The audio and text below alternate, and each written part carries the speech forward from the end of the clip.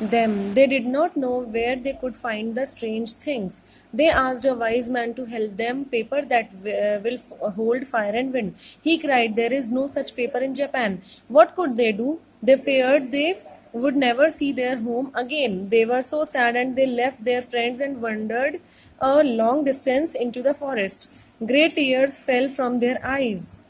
What could they do? They feared they would never see their home again. They were so saddened they left their friends and wandered a long distance into the forest. Great tears fell from their eyes. "I do not let people cry in my woods," said the voice. "My trees do not grow well in salt water." The poor wives were so sorrowful that they forgot to be afraid, and the elder one said, "Can we help crying unless I carry to my father-in-law fire wrapped in paper? I can never go home."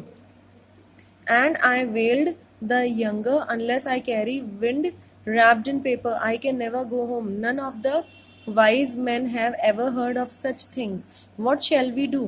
"It's easy enough to wrap fire in paper," answered the voice. "Here is a piece of paper. Now watch." They watched, and the strangest thing in the world happened right before their eyes. There was no one to be seen, but a piece of paper appeared on the ground and folded in itself into a Japanese lantern. "Now put a candle inside," said the voice, "and you have paper holding fire." What more could you ask? The elder woman was happy, but the younger was still sad. She saw now that fire could be carried in paper, but surely no one can carry wind. "Oh dear, voice," she cried, "can anyone carry wind in paper?"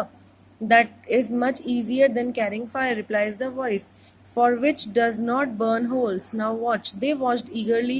Another piece of paper came all by itself and lay on the ground between them. There was a picture on it of a tree covered with white blossoms.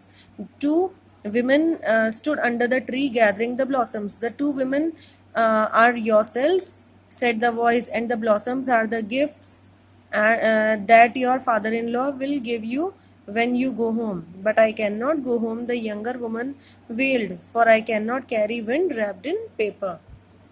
Here is the paper, and there is always plenty of wind. Why not take them?" "Indeed, I do not know how," the younger woman answered sorrowfully. "This way, of course," said the voice. Some long, light twigs flew to the paper. It opened and closed, and waved itself before the tearful face of the younger woman. "Does not the wind come to your face?" asked the voice. "And is it not the fan that has brought it?" "The lantern carries fire wrapped in paper, and the fan carries wind wrapped in paper." Then indeed the two young women were happy, and when they came to the home of their father-in-law, he was as glad as they were. He gave them beautiful gifts of gold and silver, and he said, "No one never had such marvels before as the lantern and the fan. But in my home there are two precious things that these, and they are my two dear daughters-in-law." Okay, so this has been written by Florence Hall Brooke. So आपका यहाँ chapter finish होता है ये. तो यहाँ आपकी exercise है. इससे पहले आपके हार्ड वर्ड्स है. हार्ड वर्ड्स के अंदर आपके इसमें इंग्लिश में मीनिंग लिखे हुए हैं, तो आपको इसको अपनी नोटबुक में लिखना है. आप चाहें तो गूगल से सर्च करके इनकी हिंदी मीनिंग भी लिख सकते हैं.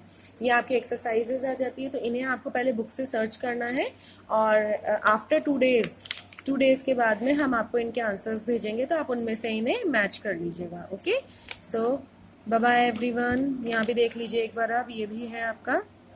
सो बाय बाय एवरीवन.